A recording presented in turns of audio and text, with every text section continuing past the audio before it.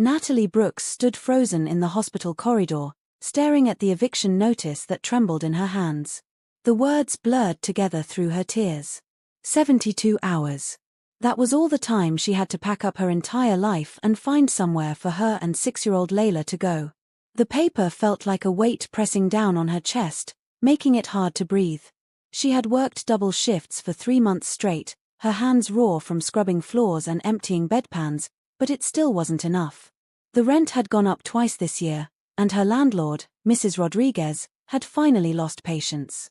Natalie slid down the wall until she sat on the cold tile floor, her cleaning cart abandoned beside her. It was 2 in the morning, and the corridor was empty except for the fluorescent lights humming overhead. "Mama, why are you crying?" Natalie's head snapped up. Layla stood 5 feet away, still wearing her pink pajamas under her winter coat. Her daughter's brown eyes were wide with concern, her small hands clutching the worn teddy bear she took everywhere. Natalie had left her sleeping in the hospital's family waiting room while she finished her shift. How long had she been standing there? "Baby, what are you doing up?" Natalie wiped her face quickly, trying to compose herself. "I had a bad dream," Layla said softly, walking closer. "Are we in trouble, Mama?" Before Natalie could answer, she heard footsteps approaching. A man in an expensive dark suit rounded the corner, clearly surprised to find anyone in this section of the hospital so late. He was tall, with light brown hair touched with gray at the temples and tired blue eyes. He carried a leather briefcase and looked like he'd just come from a business meeting. Layla turned to look at him, then back at her mother's tear-stained face. With the innocent directness only a child could possess, she walked right up to the stranger. "Excuse me, sir," Layla said, her small voice echoing in the quiet hallway. "My mama is very sad because we don't have a home anymore. Do you know where we can live?" Harrison Cole stopped in his tracks, completely unprepared for this interaction. He'd just finished a grueling charity board meeting about hospital funding and was heading to his car. Now he found himself looking down at a small black girl in pink pajamas, asking him one of the most heartbreaking questions he'd ever heard. "Layla, no," Natalie scrambled to her feet, mortified. "I'm so sorry, sir. She doesn't understand. Please excuse us." But Harrison was already kneeling down to Layla's eye level, his expression gentle. "What's your name, sweetheart?" "Layla Brooks." "That's my mama, Natalie. We're good people, even though we don't have much money. Mama works really hard." Harrison looked from the child to the mother, taking in Natalie's hospital cleaning uniform, her exhausted face, and the paper clutched in her hand. Something in his chest tightened. He'd been walking through life in a fog for the past year, going through the motions since his wife Patricia died. But this child's honest plea cut straight through his numbness. "I believe you," Harrison said quietly to Layla. Then he stood and faced Natalie. "I'm Harrison Cole. I'm on the hospital's board of directors. I couldn't help but overhear. Are you really being evicted?" Natalie wanted to run, to hide from this humiliation, but something in his eyes stopped her. There was no judgment there, only concern. "Yes, sir. We have 3 days. "That's not acceptable," Harrison said firmly. He pulled out his phone. "I have a guest house on my property. It's fully furnished, 2 bedrooms. You and your daughter can move in tonight if you'd like." Could this story of unexpected kindness restore your faith in humanity? Share your thoughts in the comments below and subscribe to hear how Natalie and Layla's lives transform. "I can't possibly," Natalie started, but Layla grabbed her hand. "Mama, Grammy always said when someone offers help, you say thank you and accept it with grace. Remember?" Natalie's grandmother had indeed taught her that lesson, warning her not to let pride steal her blessings. She looked at her daughter's hopeful face, then at Harrison's sincere expression. They had nowhere else to go. "Thank you," Natalie whispered, fresh tears spilling down her cheeks. "Thank you so much, Mr. Cole." "Harrison, please," he said with a small smile. "Let me call my driver. We can pick up whatever you need from your current place tonight. You shouldn't spend another night worrying about where you'll sleep." As Harrison made phone calls, Layla tugged on his sleeve. "Mr. Harrison, can I ask you something else?" "Of course. Do you have any children?" Harrison's smile faltered slightly. No, I don't. That's sad, Layla said with the blunt honesty of childhood. You seem really nice. You'd make a good daddy. She paused, considering. Maybe you need a family just like we need a home. Harrison looked at this insightful little girl and felt something crack open in his chest. Maybe I do, he said softly. By 4 a.m, Natalie and Layla stood in the doorway of Harrison's guest house, overwhelmed by what they saw. The space was bigger than their entire apartment had been. Large windows looked out over a garden, even in the darkness. The furniture was elegant but comfortable. 2 bedrooms, each with its own bathroom. A full kitchen. A living room with a fireplace. This is too much, Natalie breathed. Mr. Cole, Harrison, this is too generous. I can't possibly afford. You're not renting it, Harrison interrupted gently. He'd followed them inside, helping carry their few boxes of belongings. Consider it part of a housing assistance program I'm implementing. The hospital pays its staff far too little. This is my way of trying to correct that. Layla had already run into one of the bedrooms, squealing with delight at the size of the bed.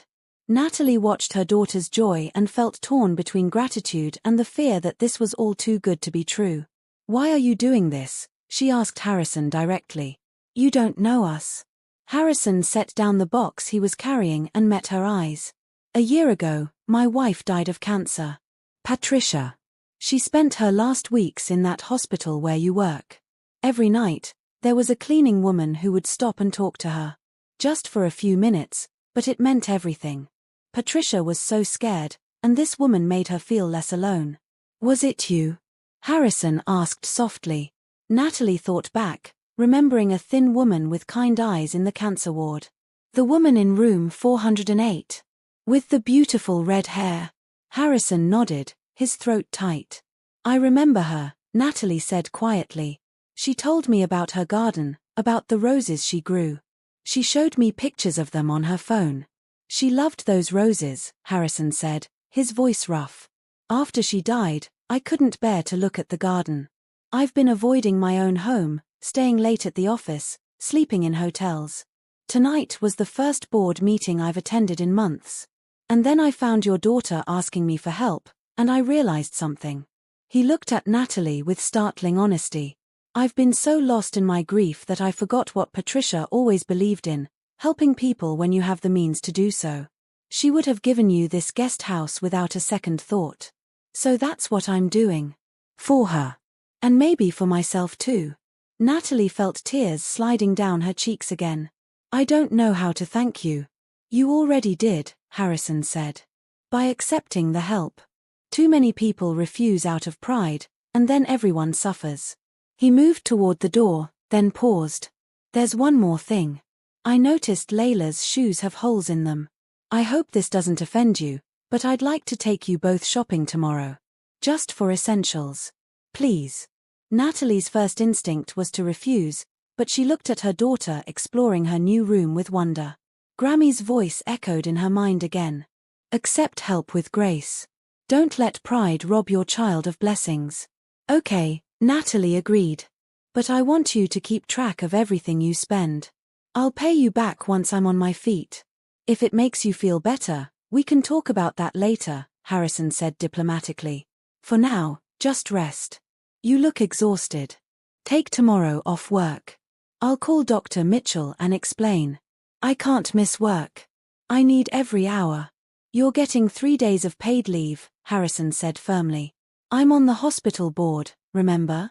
Consider it done. Use the time to settle in, to breathe.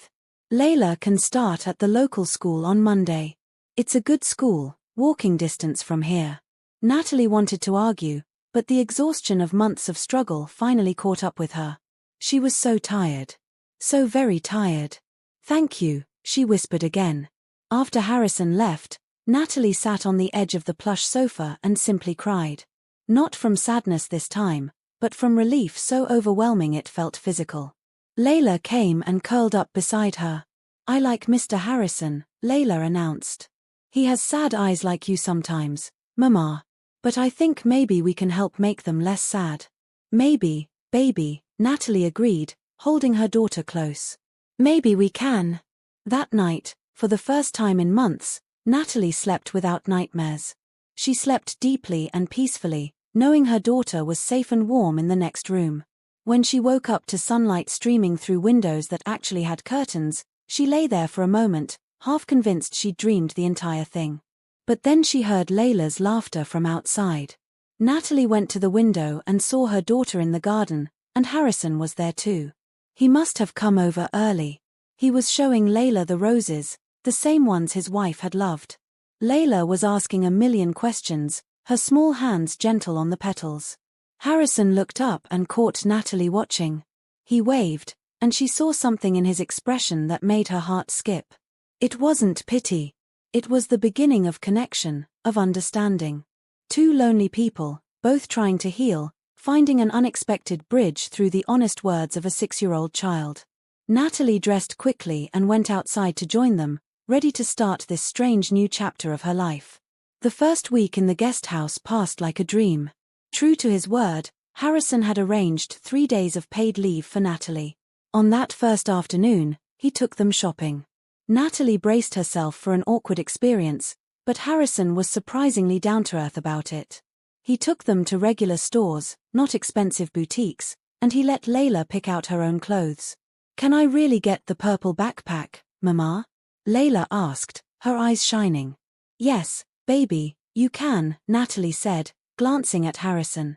He smiled and nodded.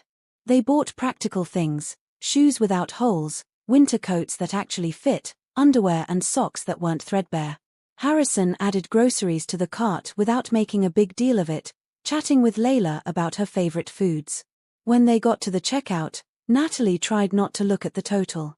It was more than she'd spent on herself and Layla in the past 6 months combined. "Thank you," she told Harrison as they loaded bags into his car. His driver, James, helped carry everything. "You're welcome," Harrison replied simply. "Layla, did you notice the art supplies section? I thought maybe we could grab some things for you." "Really?" Layla bounced on her toes. "I love drawing." "I saw some of your pictures," Harrison admitted. "The ones on the backs of old envelopes in your moving boxes. You're quite talented." Natalie's cheeks flushed. She'd been letting Layla draw on any scrap paper she could find, unable to afford proper supplies. Harrison had noticed and said nothing, just quietly made plans to fix it.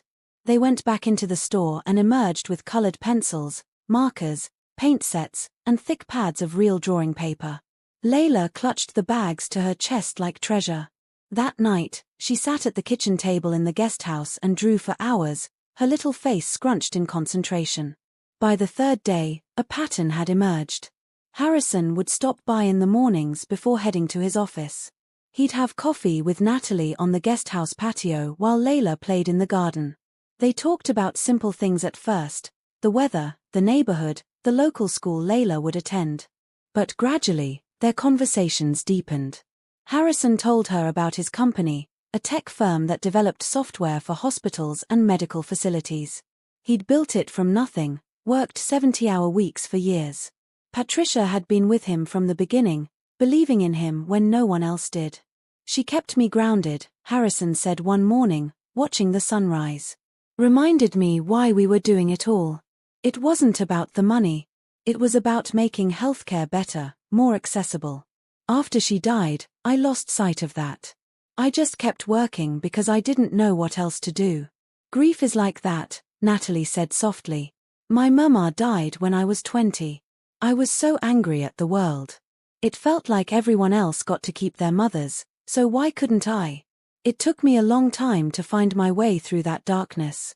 "How did you do it?" "I got pregnant with Layla," Natalie said with a small smile. "I didn't plan it. Her father left the minute I told him. I was terrified. But then she was born, and suddenly I had a reason to keep going. I had someone who needed me." Harrison looked at Layla, who was trying to catch butterflies near the roses. "She's special." "She is," Natalie agreed. "She saved me." When Natalie returned to work, Harrison insisted on driving her and picking her up. At first she protested, but he explained that James had to drive him anyway, and the hospital was barely a detour. So she accepted, grateful for the extra sleep instead of waiting for unreliable buses. Dr. Mitchell, the hospital administrator, called Natalie into her office after her first shift back. "I understand you're living in Mr. Cole's guest house now," Dr. Mitchell said, her expression unreadable. Natalie's stomach dropped. "Yes, it's temporary until I can find something affordable." "That's not why I called you in," Dr. Mitchell interrupted. "Mr. Cole spoke to me about your situation. He's right that we underpay our support staff. It's something we're working to change. In the meantime, I'd like to offer you a raise and a shift change. You'd move to day shifts, which means you can be home with Layla in the evenings." Natalie could barely believe what she was hearing. "Really? Really? You're a hard worker, Natalie. You deserve better than what we've been giving you." "Thank you," Natalie managed. "Thank you so much." That night, she told Harrison about the raise and the schedule change. They were having dinner together, something that had become routine. Harrison had suggested it after finding out that Natalie usually just made sandwiches because she was too tired to cook after work. Now they alternated cooking, with Layla helping set the table. "That's wonderful," Harrison said. "You deserve it." "I know you arranged it," Natalie said directly. "You didn't have to do that." "I didn't arrange the raise," Harrison corrected. "I just pointed out some facts to Dr. Mitchell. The hospital has been losing good staff because of low pay. You're proof of that. The decision to give you a raise was hers. I may have supported it, but she made the call. Still. Thank you." "You keep saying that," Harrison observed. "Because I keep being grateful," Natalie replied. She hesitated, then added, "You know, Grammy also taught me that accepting help means you have to let people care about you. That you can't just take and never give back. So if there's anything you need, anything at all, I want you to tell me." Harrison was quiet for a moment. "There is something," he said finally. "These dinners, these mornings with coffee, watching Layla in the garden. It's the first time since Patricia died that I've felt like my house is a home again. So if you want to pay me back, just keep letting me be part of your routine. That's all I need." Natalie felt warmth spread through her chest. "That's easy enough," she said softly. "Really?"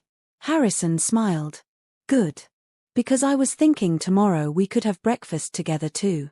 I make terrible pancakes, but Layla seems to find that hilarious." "Deal," Natalie agreed. From across the table, Layla watched them both with knowing eyes far too old for a 6-year-old. She smiled to herself and went back to her drawing, this one showing 3 people standing in a garden together. Weeks turned into months. Autumn arrived with golden leaves falling in Harrison's garden, and with it came an offer Natalie wasn't expecting. They were having dinner, lasagna that Harrison had attempted with mixed results, when he brought it up. "I need to hire someone to manage my household staff," he said casually. "James, my driver, is also technically my house manager, but it's too much for one person. I have a housekeeper who comes 3 times a week, a gardener, and a chef who prepares meals in bulk. But there's no one coordinating everything." "That sounds complicated," Natalie observed. "It is. I was wondering if you might be interested in the position." Natalie nearly dropped her fork. "Me? You're organized, responsible, and you already live here. It would mean leaving the hospital, but the salary would be significantly higher. You'd have normal hours, be home with Layla every evening. Health insurance included, retirement benefits, everything. Harrison, I clean floors. I don't know anything about managing staff."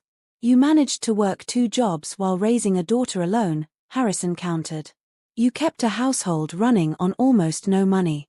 That takes more skill than anything I could teach you. The rest you'd learn as you go." Natalie wanted to refuse. It felt like too much, like she was becoming dependent on Harrison's generosity. But then she remembered Grammy's words about not letting pride steal blessings. This was a real job with real responsibilities. She'd be earning her keep, not accepting charity. "Okay," she said. "Yes. Thank you." Harrison's face broke into a genuine smile. "Great. You can start next Monday. I'll show you the ropes this week." The new job transformed Natalie's life again. Suddenly she had time. Time to take Layla to school herself instead of rushing her to the bus. Time to help with homework. Time to cook proper meals and even learn some new recipes from Harrison's chef, a kind older woman named Ruth. More than that, she had stability. A real salary, a savings account that actually grew instead of constantly hovering at zero. She could buy Layla new clothes when she needed them, not just when the old ones literally fell apart. But the biggest change was in her relationship with Harrison. Working together meant spending hours in the main house, coordinating schedules, planning events, managing the property. They fell into an easy partnership. Harrison trusted her judgment, asked her opinion, and listened when she spoke. Late one evening, after Layla had gone to bed, Natalie found Harrison in the main house library. He sat in a leather chair, staring at a photo album. "Sorry," she said, starting to back out. "I was just looking for that catering list." "It's okay," Harrison said. "Come in." She walked over and saw he was looking at pictures of Patricia. A beautiful woman with red hair and a bright smile. In every photo, she was laughing or mid-conversation, full of life.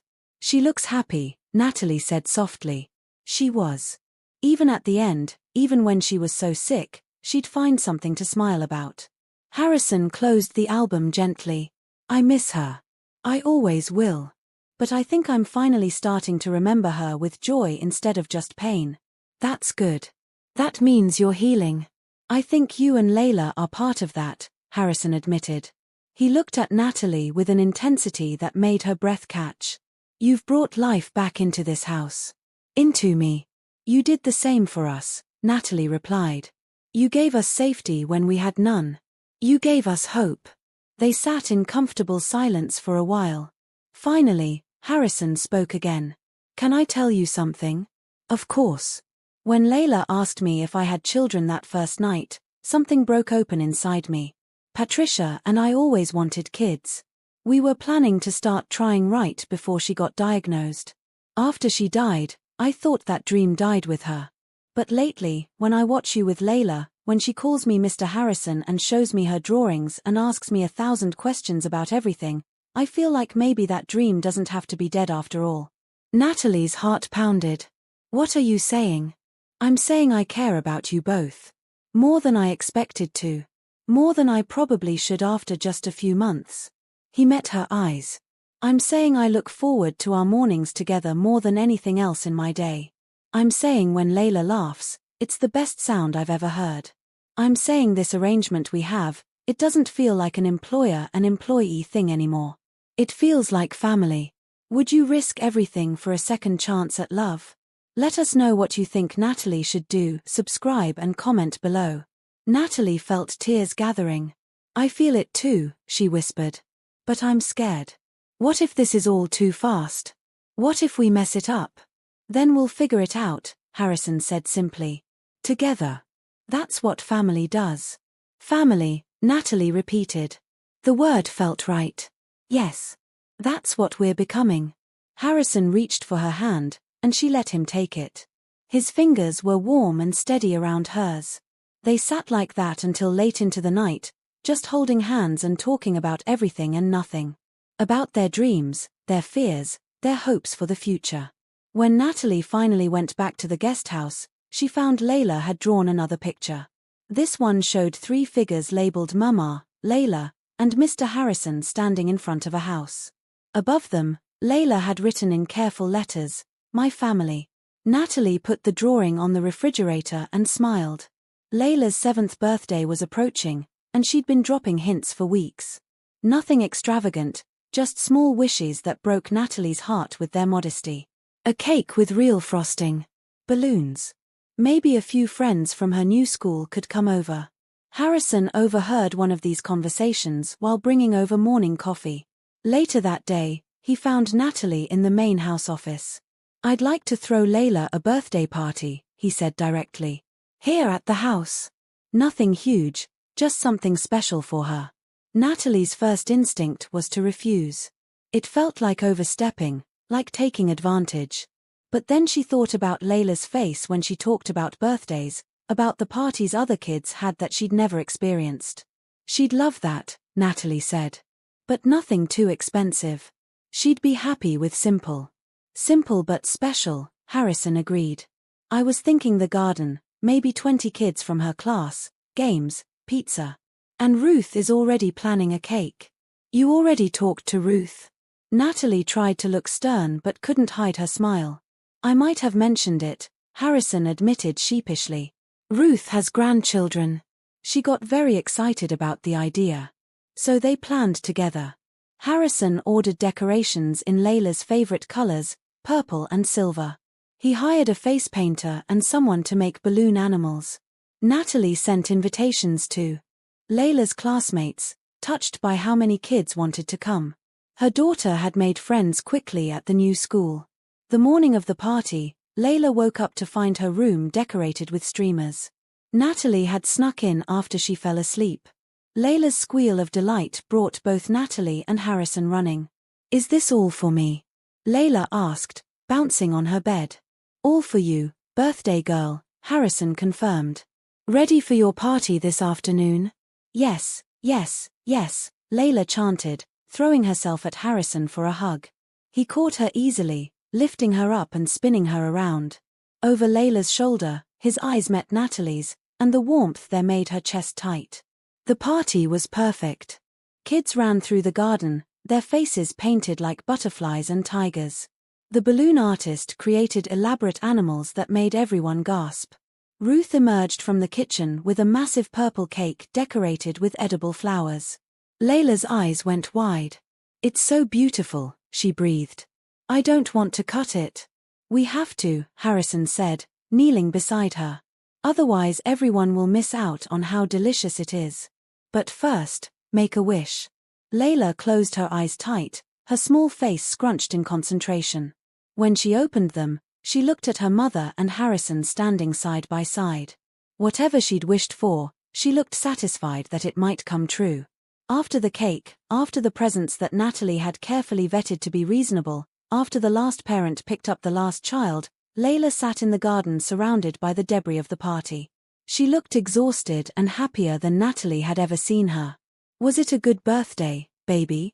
Natalie asked, sitting beside her daughter on the grass. The best ever, Layla declared. Then she looked at Harrison, who was helping James collect stray balloons. Mr. Harrison? Yes, Layla. Thank you for making my birthday special. Nobody ever did that for me before. Harrison came over and sat on the grass with them, not caring about his expensive slacks. You're welcome. I'm glad I could be here for it. Will you be here for my next birthday too? Layla asked with her characteristic directness. Harrison looked at Natalie, asking permission with his eyes. She nodded slightly. If you'll have me, I'd like to be here for all your birthdays, Harrison said. Good, Layla said firmly. Then she yawned hugely. I'm sleepy now. Natalie carried her daughter inside, Harrison following with an armload of presents. As they put everything in Layla's room, the little girl grabbed both their hands. I wished for us to be a real family, she murmured, already half asleep. Think it'll come true? I think it already has, Natalie whispered, tears in her eyes. After Layla fell asleep, Natalie and Harrison went back outside. The sun was setting, painting the garden in shades of pink and purple. They sat on the patio, exhausted but content. Thank you, Natalie said. Today was magic for her. It was magic for me too, Harrison replied. I've been to 100 fancy events, expensive parties, all of it. Nothing has ever felt as meaningful as watching Layla blow out her birthday candles. He reached for her hand again, and Natalie laced her fingers through his. They'd been doing this more often lately, finding excuses to touch, to be close. The air between them hummed with possibility. I'm falling in love with you, Harrison said quietly. I didn't expect it. I didn't think I'd ever feel this way again after Patricia. But you've changed everything. Natalie's breath caught. Harrison. You don't have to say it back, he continued quickly. I just needed you to know. I look at you and I see my future.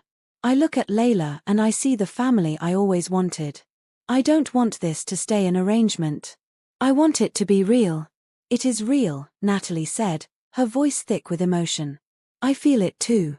I'm scared because it's so fast, But I can't deny what's in my heart anymore. When I'm with you, I feel safe. When Layla talks about you, she lights up. We both love you. You love me?" Harrison's voice was almost wondering. "Yes," Natalie said simply. "I love you." Harrison pulled her close, and they sat like that as the sun finished setting, wrapped in each other's arms. Inside the house, Layla slept peacefully, her birthday wish already coming true.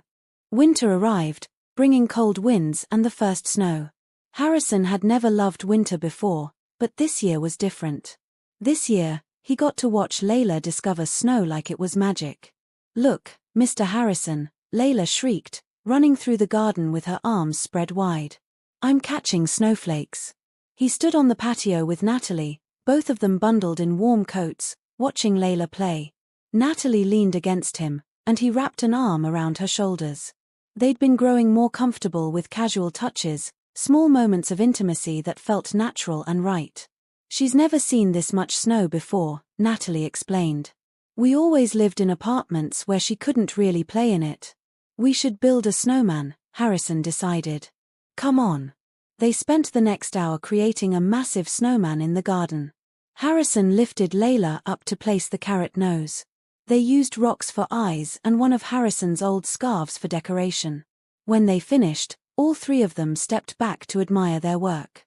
"He needs a name," Layla declared. "How about Mr. Frosty?" Natalie suggested. "Perfect," Harrison agreed. Later that evening, after hot chocolate and warm baths for Layla, Harrison made a suggestion. "I noticed Layla watching the piano in the music room the other day," he said to Natalie. "Would she like lessons?" "Piano lessons are expensive," Natalie started, then caught herself. "I mean, that would be wonderful if you really don't mind." "I'll teach her myself," Harrison offered. "I played as a kid. I'm rusty, but I remember enough." "You'd do that?" "I'd love to." So began the piano lessons. 3 times a week, Harrison would sit with Layla at the grand piano in the music room. He was patient as she learned the basics, her small fingers stretching to reach the keys. She was a quick learner, eager to please. Natalie would listen from the doorway, her heart full. The sound of Layla's tentative notes mixed with Harrison's gentle corrections created a melody all its own. One evening, after Layla had gone to bed, Harrison found Natalie in the guesthouse living room. She was curled up on the sofa with a laptop, frowning at the screen. "What are you working on?" he asked. "Just looking at some online courses," Natalie said. "I was thinking about eventually going back to school. Maybe getting my nursing degree. It's just a dream right now, but..." "What if it wasn't just a dream?" Harrison interrupted. He sat beside her, animated. "There's a good nursing program at the community college. It's 2 years, and they have evening classes so you could still work during the day." "I can't afford tuition," Natalie said practically. "What if I paid for it?" "Harrison, no. You've done so much already." "Hear me out," Harrison said. "Consider it an investment. You're brilliant, Natalie. You're wasted cleaning floors or even managing my household. You could be helping people directly, using your mind, building a real career. Let me help you do that." "I can't let you pay for college." "Why not? I have the money, you have the dream. It makes perfect sense." He took her hands in his. "You accepted the guest house because you needed it. You accepted the job because it was the smart move. Accept this for the same reasons. Not as charity, but as an investment in your future. In our future." The way he said our future made Natalie's heart skip. "You really see a future with us?" "I see forever," Harrison said simply. "If you'll have me." Natalie felt tears gathering. "I will. We will. Then let me do this. Please. With your job here and your nursing degree, you'd be set. You'd never have to worry about money again. You could build the life you've always wanted." Natalie thought about it. Thought about Grammy saying to accept help with grace, to not let pride steal blessings. Thought about Layla growing up watching her mother achieve her dreams instead of just surviving. "Okay," she whispered. "Yes. Thank you." Harrison pulled her into his arms, holding her tight. "You have nothing to thank me for. Watching you succeed will be all the thanks I need." That night, they filled out the college application together. Harrison helped her write the essay, pointing out strengths she didn't even realize she had. When she hit submit, he opened a bottle of wine to celebrate. To new beginnings, he toasted. To family, Natalie countered. They clinked glasses, and then Harrison leaned in and kissed her forehead, soft and sweet. It was the first kiss, chaste as it was, and it felt like a promise. The acceptance letter came 3 weeks later. Natalie had been accepted into the nursing program with a partial scholarship based on her essay. Between that and Harrison's contribution, everything was covered. The night she got the letter, Natalie sat with Layla on her bed. "Mama's going to school," she explained. "I'm going to learn to be a nurse so I can help sick people feel better. Like the nurses who helped Grammy before she went to heaven?" Layla asked. "Yes, baby. Just like that." "That's good," Layla said seriously. "You'll be the best nurse ever. And Mr. Harrison can help you study, and I can be extra quiet during homework time." Natalie hugged her daughter tight. "When did you get so wise?" "I've always been wise," Layla said matter-of-factly. "You and Mr. Harrison just needed time to figure out you love each other. But I knew from the beginning." Natalie laughed through her tears. "You did, didn't you?" "Yep. Grammy told me I have good instincts. And my instincts say Mr. Harrison is going to be my daddy. Am I right?" Natalie's breath caught. "Would you like that?" "More than anything," Layla said. "He's kind and funny and he teaches me piano and he makes you smile. That's what daddies should do." "Well then," Natalie said softly, "I guess we'll see what happens." But in her heart, she already knew. They were building something real, something lasting. And it had all started with a little girl's innocent request for help, and a lonely man's decision to say yes. Spring arrived, bringing warmth and new flowers to the garden. Natalie had been in school for 2 months now, balancing her job, her studies, and raising Layla. Harrison helped wherever he could, from quizzing her on medical terminology to keeping Layla entertained while Natalie studied. They'd fallen into a comfortable routine. Breakfast together every morning. Harrison driving Layla to school on his way to the office. Dinner together every night. Weekends spent as a family, going to museums or the zoo or just staying home and watching movies. But there was a tension building, a current running beneath everything they did. Harrison would watch Natalie with an intensity that made her skin warm. She'd catch herself staring at his hands, his mouth, imagining what it would be like to kiss him properly. They danced around it for weeks, both nervous about crossing that line. One evening in early April changed everything. Layla had fallen asleep early, exhausted from a field trip. Natalie was studying at the kitchen table in the guest house when Harrison knocked on the door. He held a bouquet of roses from the garden. "I remembered you told Patricia you loved roses," he said, suddenly shy. "I wanted to bring you some."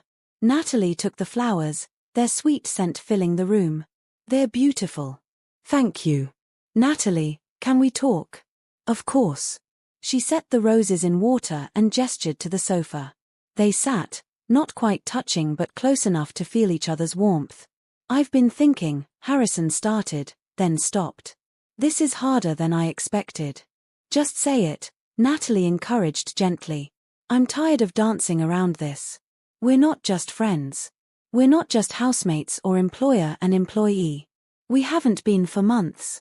I think about you constantly. When I'm at work, I'm counting down the hours until I can come home and see you. When you're in class, I miss you. When Layla calls me Mr. Harrison, I want to tell her she can just call me Dad." Natalie's eyes filled with tears. "Harrison. I love you," he said firmly. "I'm in love with you. I love your strength, your kindness, the way you love Layla. I love how you make me laugh, how you challenge me, how you've brought light back into my life. I know we've only known each other 8 months, but I'm certain. I want to build a life with you. A real one." "I love you too," Natalie whispered. "I've been so scared to say it out loud, to make it real, but I do. I'm completely in love with you."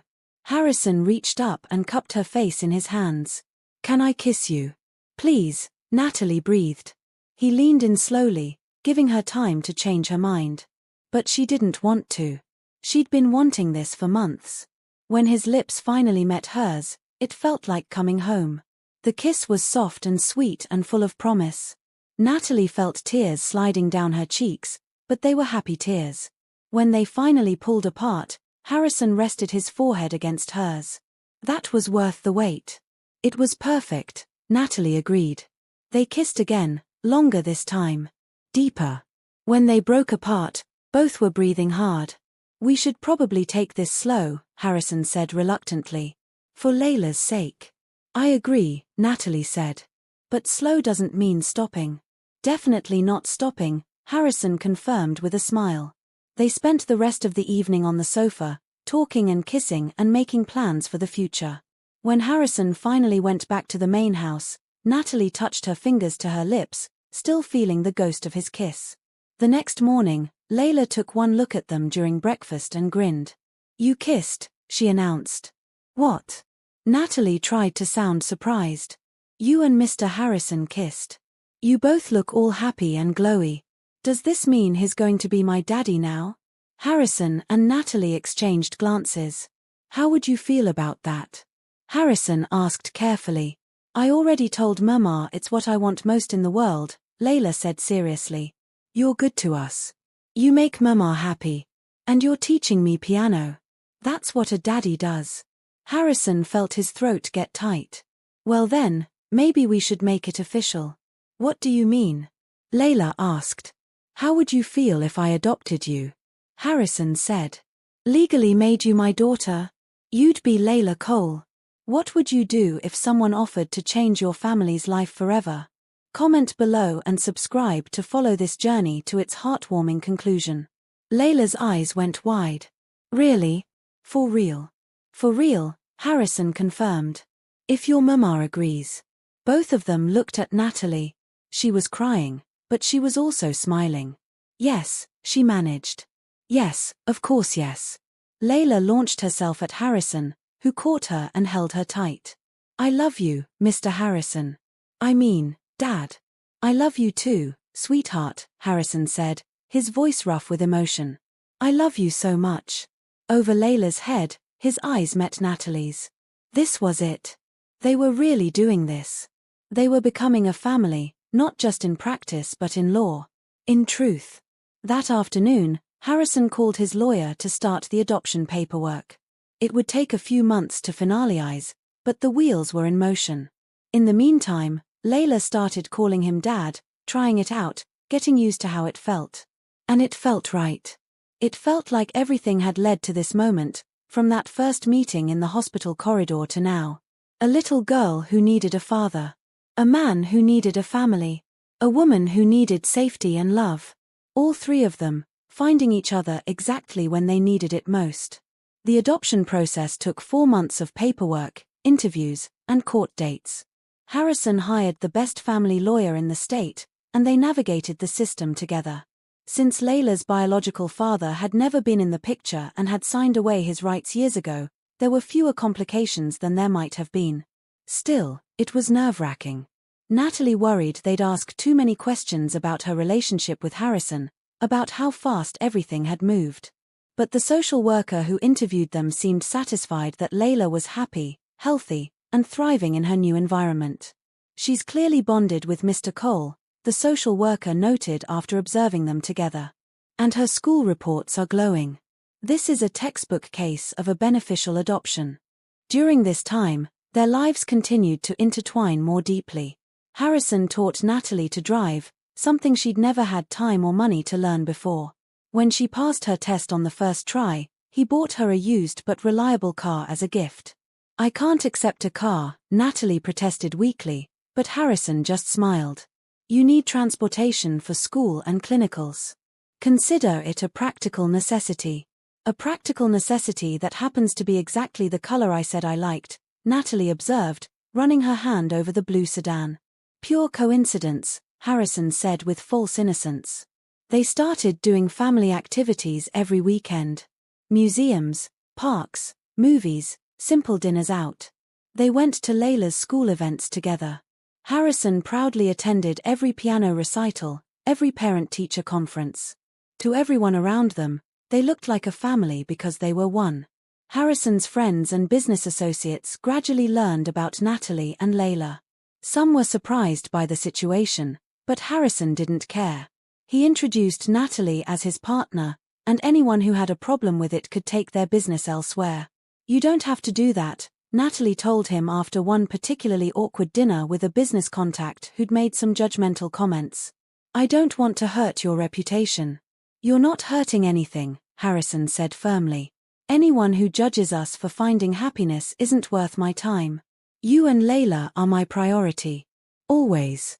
The adoption hearing finally arrived on a warm day in September.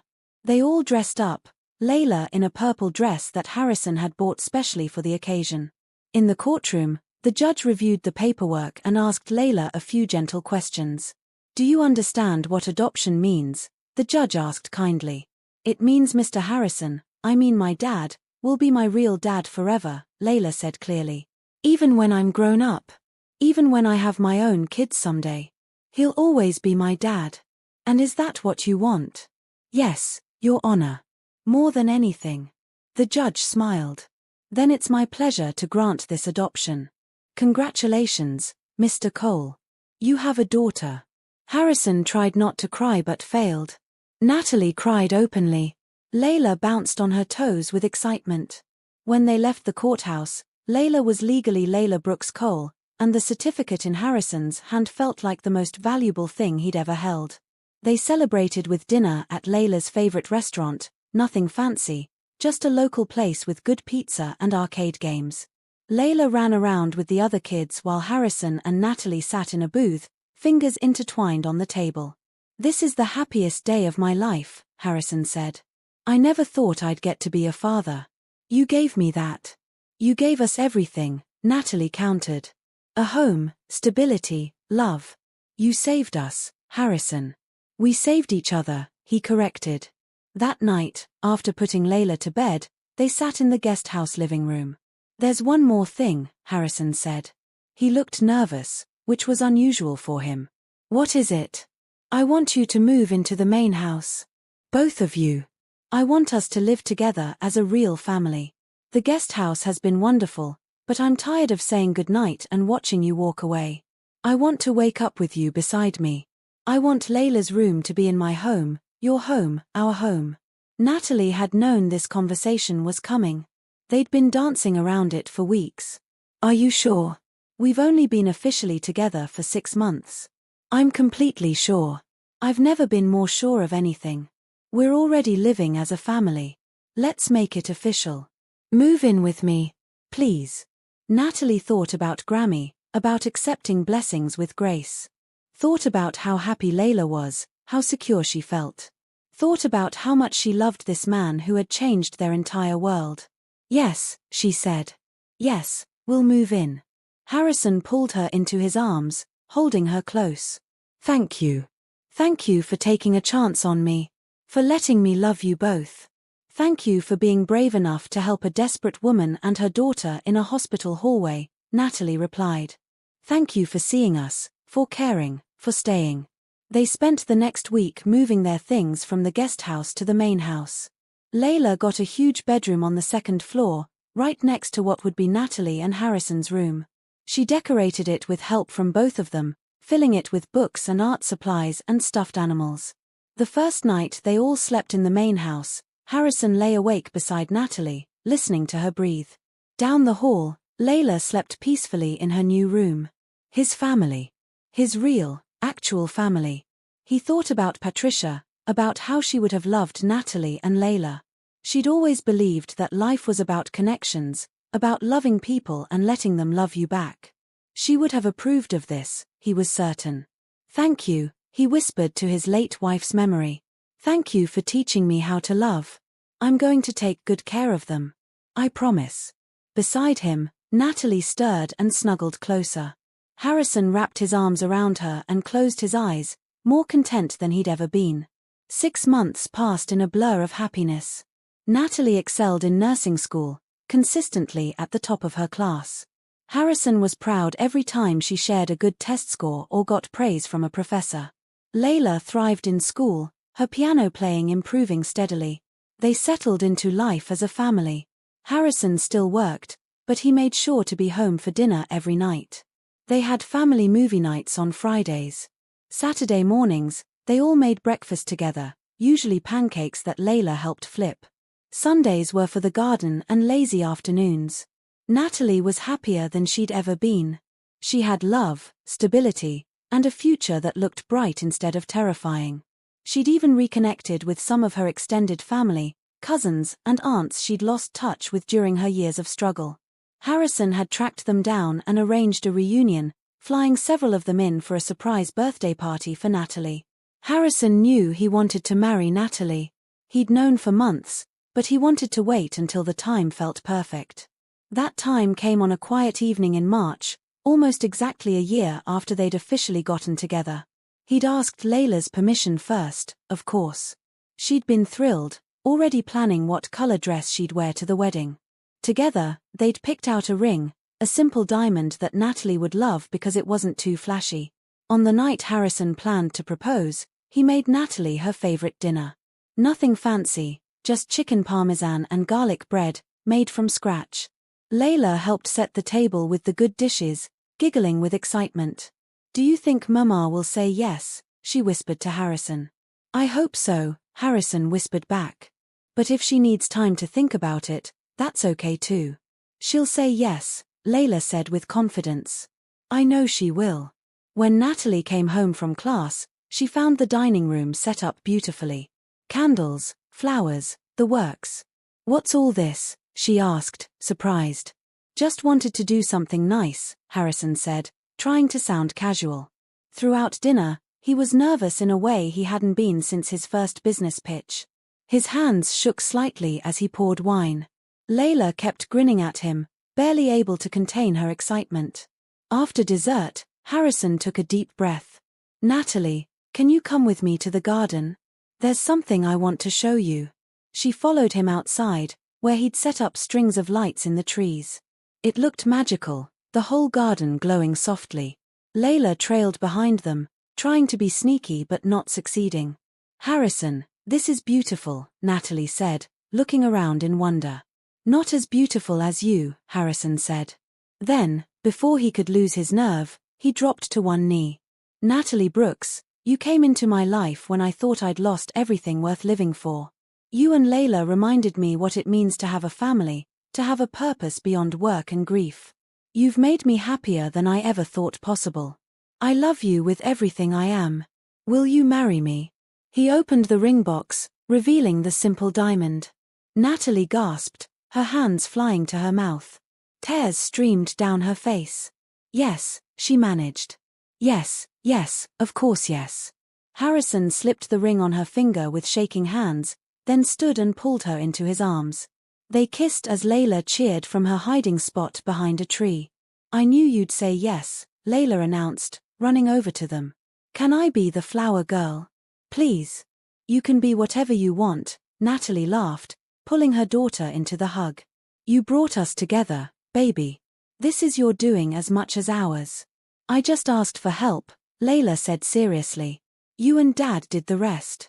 They stood in the garden, the three of them wrapped around each other, and planned the wedding right there. They decided to keep it small and intimate, just close friends and family. They'd have it in the garden, right there among Patricia's roses. It felt right to honor the woman who'd taught Harrison how to love, who'd inspired him to help others. The planning took 2 months. Natalie's extended family was thrilled when Harrison flew them all in, putting them up in hotels and making sure everyone could attend. Some of them cried when they saw how far Natalie had come, how happy she was. "Your grandmother would be so proud," one of her aunts told her. "You accepted help when you needed it, and look where it led you." Grammy was right about everything, Natalie agreed. The wedding was simple but perfect. White chairs set up in the garden, flowers everywhere, the smell of roses heavy in the air. Layla was the flower girl, wearing purple to match the wedding colors. She took her job very seriously, carefully dropping petals along the aisle. When Natalie walked down that aisle, wearing a simple white dress that made her look like an angel, Harrison felt his breath catch. She was beautiful, but more than that, she was his. His partner, his love, his family. They wrote their own vows. Natalie promised to support Harrison's dreams and to always be honest, even when it was hard. Harrison promised to cherish her and Layla, to be the husband and father they deserved, to choose them every single day. When the officiant pronounced them married, Harrison kissed Natalie like his life depended on it. Their guests cheered. Layla jumped up and down, yelling, "They did it! They did it!" The reception was held in a tent on the property. They ate, danced, and celebrated with everyone they loved. Natalie danced with her cousins, Harrison with Layla standing on his feet. At one point, all three of them danced together, holding hands in a circle, laughing until they couldn't breathe. As the sun set and guests started to leave, Harrison pulled Natalie aside. Happier than I ever dreamed possible," Natalie said. "Thank you for taking a chance on us that night in the hospital. Thank you for seeing us when we were invisible. Thank you for letting me," Harrison countered. "For accepting help instead of turning it away. For letting me be part of your lives." They kissed again, soft and sweet, as the stars came out overhead. In the distance, Layla was showing off her flower girl dress to anyone who would watch. Their daughter. Their beautiful, perceptive daughter who'd brought them together with one innocent question. "Come on, Mrs. Cole," Harrison said, taking Natalie's hand. "Let's go find our daughter and head inside. We have the rest of our lives ahead of us." "The rest of our lives," Natalie repeated wonderingly. "I like the sound of that." And they did have the rest of their lives. Together. As a family. Forever. The honeymoon was a family affair. They'd decided early on that leaving Layla behind for a traditional couple's getaway didn't feel right. So instead, they went to Disney World, all three of them, and spent a magical week riding rides and eating overpriced food and watching Layla's face light up at every new experience. "Best honeymoon ever," Harrison declared as Layla dragged them toward another attraction. "Agreed," Natalie laughed. When they returned home, they settled into married life with the same ease they'd had before. The only real difference was the rings on their fingers and the fact that Natalie's last name was now Cole instead of Brooks. Everything else stayed beautifully the same. Natalie finished nursing school that spring with honors. Harrison, Layla, and half of Natalie's extended family attended the graduation. When Natalie walked across the stage to receive her degree, Layla stood up and cheered so loud that everyone laughed. Natalie was crying as she accepted her diploma, overwhelmed by how far she'd come. She started working at the same hospital where she'd once cleaned floors. Now she was a registered nurse in the pediatric ward. Her first day, she ran into Dr. Mitchell, the administrator who'd given her that raise what felt like a lifetime ago. "Look at you," Dr. Mitchell said with genuine pride. "I knew you had it in you." "Thank you for believing in me," Natalie said. "That raise you gave me made it possible for me to stop worrying long enough to dream about school." "You did the hard work," Dr. Mitchell replied. "I just helped open the door." Natalie loved her new job. She was good at it, patient with the scared children and their worried parents. She often thought about Layla, about how terrified she'd been during those lean years, and she used that empathy to comfort others going through their own struggles. Harrison continued running his company, but he made changes too. He implemented that housing assistance program for real, the one he'd claimed he was testing with Natalie. Several hospital employees now lived in properties Harrison owned, paying reduced rent or none at all while they got back on their feet. He also started a scholarship fund for employees' children, ensuring that kids like Layla would have opportunities for education. At home, their family grew in small ways. They adopted a dog, a golden retriever puppy that Layla named Sunny. The dog followed Layla everywhere, sleeping at the foot of her bed and waiting by the door when she was at school. They also started a tradition of Sunday family dinners, where they'd cook together and talk about their week. Layla continued to thrive.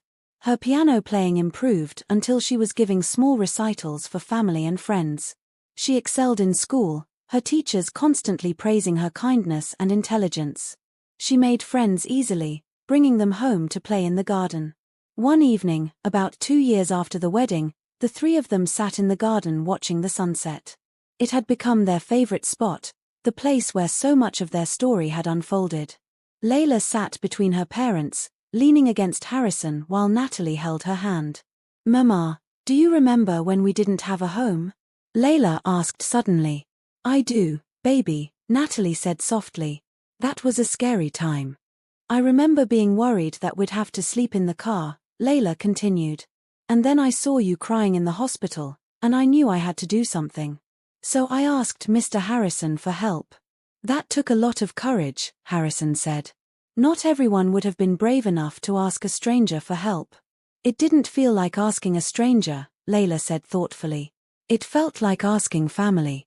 I think I knew even then that you were supposed to be my dad. I just had to get you and Mama to figure it out. Natalie and Harrison exchanged amused glances over their daughter's head. You're probably right, Natalie admitted. You've always been wise beyond your years. Grammy told me before she died that I should always trust my heart, Layla said. My heart told me Mr. Harrison was good people. And I was right. You were so right, Harrison agreed, his voice thick. You saved me as much as I saved you. Before I met you and your mama, I was just going through the motions. I'd forgotten what it felt like to have a purpose, to be part of something bigger than myself. You reminded me. That's what families do, Layla said wisely. We save each other. They sat in comfortable silence as the sun finished setting. Natalie thought about that night in the hospital corridor, about how close they'd come to a completely different life. If Harrison had walked by 5 minutes earlier or later. If Layla had stayed asleep in the waiting room.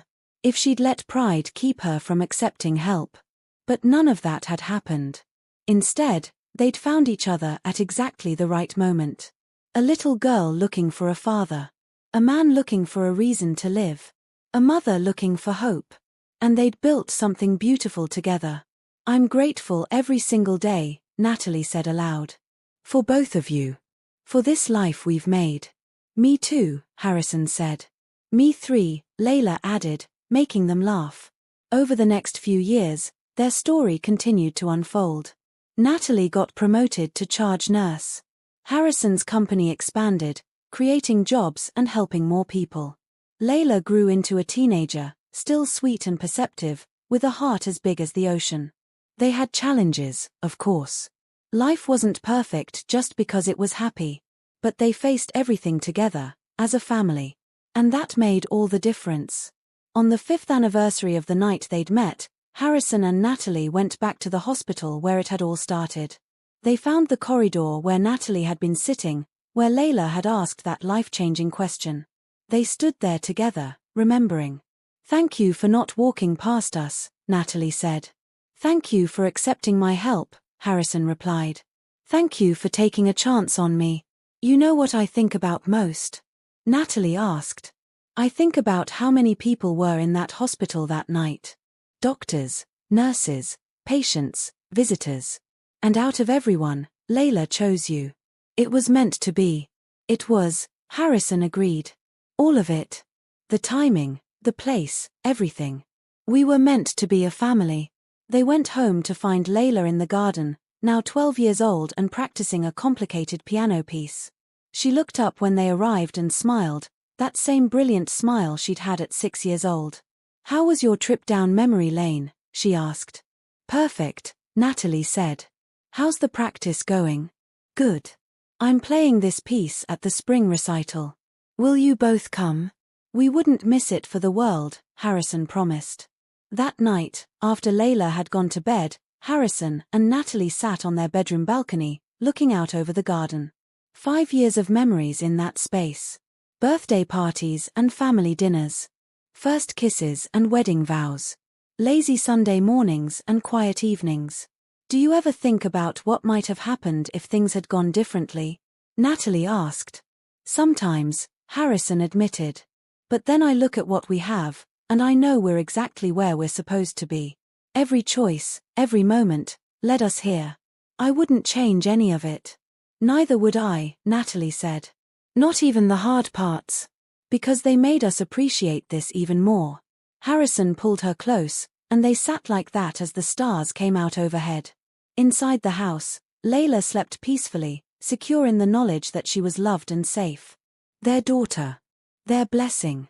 The brave little girl who'd asked a stranger for help and changed 3 lives forever. And in the garden below, Patricia's roses bloomed in shades of red and pink and white, a reminder that love never truly ends. It just transforms, making room for new love, new families, new beginnings. This was their story. A story of courage, of accepting help, of letting love in when it appeared unexpectedly. A story of second chances and new beginnings. A story of a little girl, a grieving man, and a desperate mother who found each other exactly when they needed it most. And they lived, truly and completely, happily ever after.